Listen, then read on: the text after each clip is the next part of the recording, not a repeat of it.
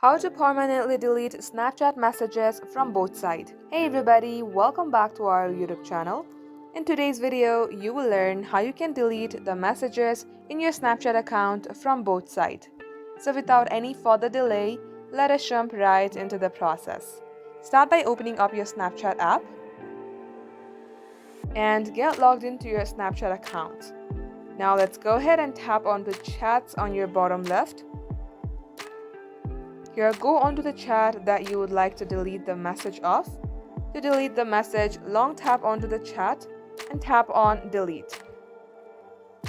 Then tap on OK. Then tap on delete chat. However, you will still be able to see that you have deleted a chat. Go back to the friend and tap onto their Bitmoji. Tap on three-dot icon on your top right and tap on chat and notification settings. Tap on delete chats and make sure that you toggle on after viewing. Once you do so, all the chats will be automatically deleted once you see them.